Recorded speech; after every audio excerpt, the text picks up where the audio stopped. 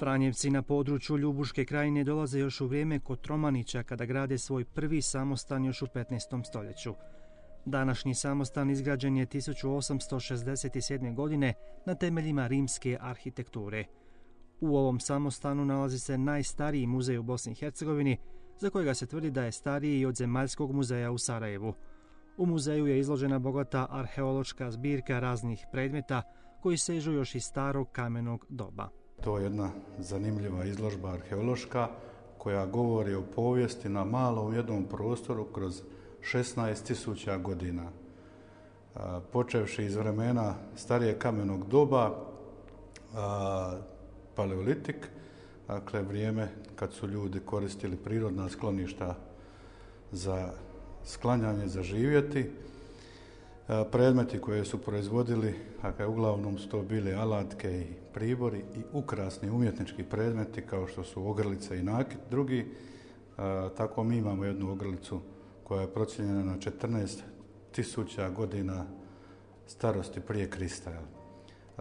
Dakle, jedan umjetnički predmet koji govori o duhovnosti, da je čovjek razvijao umjetnost, koristio svoju vještinu i uma i ruku.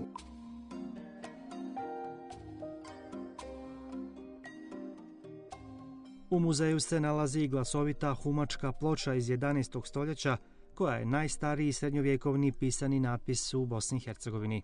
Humačka ploča je prozvana po Humcu. Ovo mjesto se zove Humac i spomenik se zove po mjestu gdje se pronašao taj spomenik ili gdje se nalazi. To je oltarna ploča na kojoj je natpis napisan na gornjem dijelu ploče u smjeru kazaljke na satu i ima 3 kruga. Na početku stoji križ, onda stoji natpis u ime Oca i Sina i Svetoga Duha. Kroz svoju dugogodišnju povijest na Humcu Franjevci su sačuvali velik broj knjiga koje su danas izložene u novouređenoj knjižnici. U knjižnici se nalaze i dobro očuvane stare knjige iz razdoblja od 16. do 19. stoljeća. Među njima je i Homerova Odiseja, tiskana davne 1537. godine. Tako imamo ovdje knjižnicu na Humcu, koja je bogata toliko knjigama da među njima imate i unikata i rariteta. Tako imamo ovdje u knjižnici najvrijedniju knjigu, to je prvi prijevod Homera na latinski jezik iz 1537. godine. Dakle, to je prvi prijevod s grčkoga na latinski i ta knjiga je unikat, sačuvana upravo što je bila vlasništvo jednoga od naših Franjevaca koji je to znao ljubomorno čuvati i evo danas imamo tako lijep jedan spomenik. Franjevci se posebno ponose samostanskom galerijom koja sadrži oko 400 umjetničkih dijela najpoznatijih autora iz Bosne i Hercegovine i Hrvatske. Tu se nalaze skulpture, slike, crteži, grafike sa motivima majke. Riječ je o izložbi koju je osmislio fra Ljudevit Rupčić na osnovu vlastite knjige istoimenog naziva Majka. Ta ideja sama, da bude galerija, da se zove Majka i da bude određena temom Majka, je učinila da je ona dobila službeni naziv Zbirka umjetnina Majka. To su uglavnom umjetnici iz Bosne i Hercegovine i Hrvatske, ima i drugih, jedan okvir vremenski od 100 godina umjetnika, počevši od Rendića, Meštrovića, velikih majstora, pa do danas živućih koji tek završavaju i počimaju stvarati.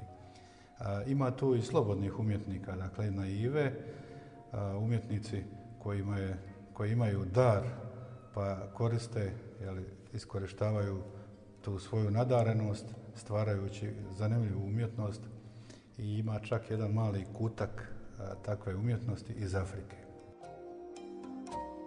Važno je spomenuti i staru crkvu koja je najstarija samostanska crkva u Bosni i Hercegovini. Glavni oltar crkve jeste barokni i djelo je majstora Klaudija Kauca iz 1725. godine. Samostan je i važno duhovno središte ovog kraja, a u njemu je i sjedište novicijata franjevačkih novaka, to jest godina kušnje za polaznike ovoga reda. Ovo mjesto u Hercegovini tijekom godine posjeti i velik broj turista iz cijeloga svijeta.